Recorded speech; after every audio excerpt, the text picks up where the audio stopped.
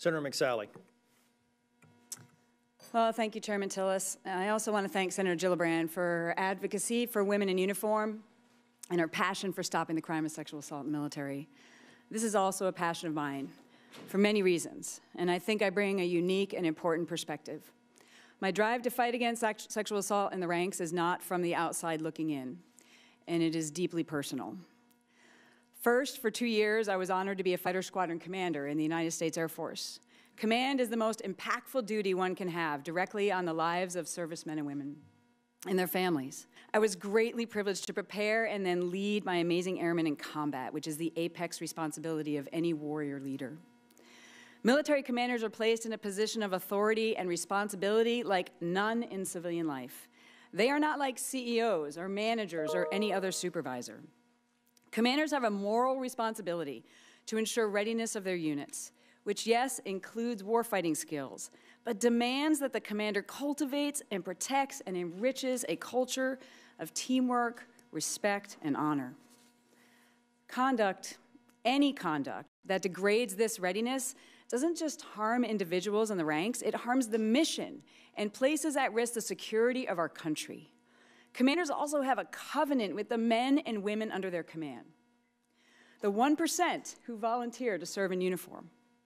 They're asked to follow lawful orders that could risk their lives for the mission. In return, it's the commander's responsibility to surround their people with a climate of integrity, discipline, and excellence.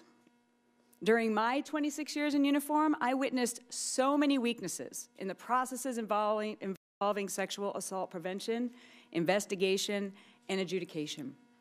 It motivated me to make recommendations to Air Force leaders.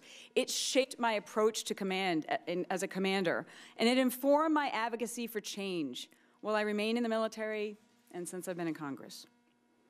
We've come a long way to stop military sexual assault, but we still have a long way to go. When I first entered the Air Force Academy in the 9th class with women, sexual harassment and assault were prevalent, but victims mostly suffered in silence. It took too many years and too many lives ruined. But thanks to the bravery of some survivors like those on our first panel today, significant change has happened. I am so inspired by the many survivors who found the strength to share their stories, report their assaults, and demand accountability, justice, and change. It's because of you that a light has been shined on this silent epidemic, and so many improvements have been made, including more than 100 legislative actions over the last decade on all aspects of military sexual assault. So, like you, I am also a military sexual assault survivor. But unlike so many brave survivors, I didn't report being sexually assaulted. Like so many women and men, I didn't trust the system at the time. I blamed myself. I was ashamed and confused. And I thought I was strong, but felt powerless. The perpetrators abused their position of power in profound ways. And in one case, I was preyed upon and then raped by a superior officer. I stayed silent for many years, but later in my career, as the military grappled with scandals and their wholly inadequate responses, I felt the need to let some people know I too was a survivor. I was horrified at how my attempt to share generally my experiences were handled. I almost separated from the Air Force at 18 years over my despair. Like many victims, I felt the system was raping me all over again.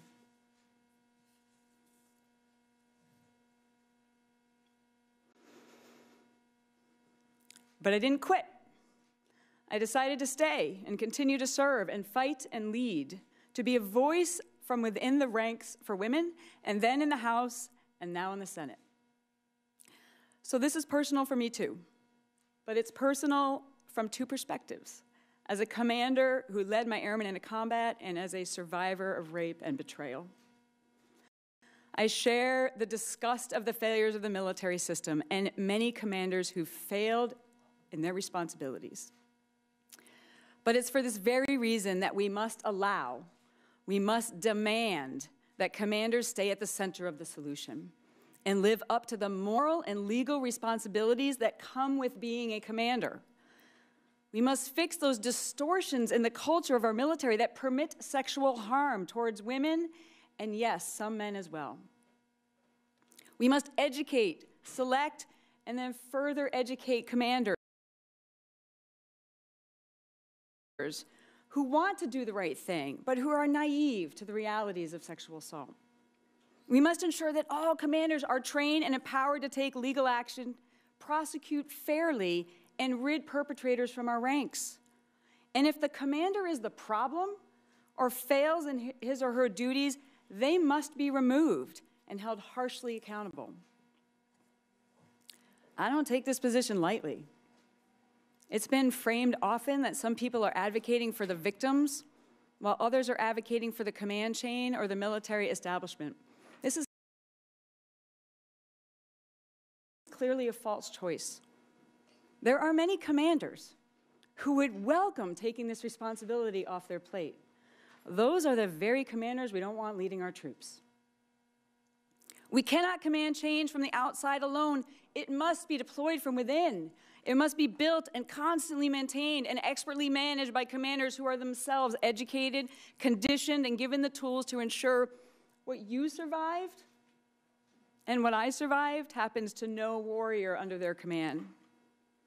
To that end, I very strongly believe that the commander must not be removed from the decision-making responsibility of preventing, detecting, and prosecuting military sexual assault. We are survivors together, and I'm honored to be here and use my voice and unique experience to work on this mission and stop military sexual assault. Good.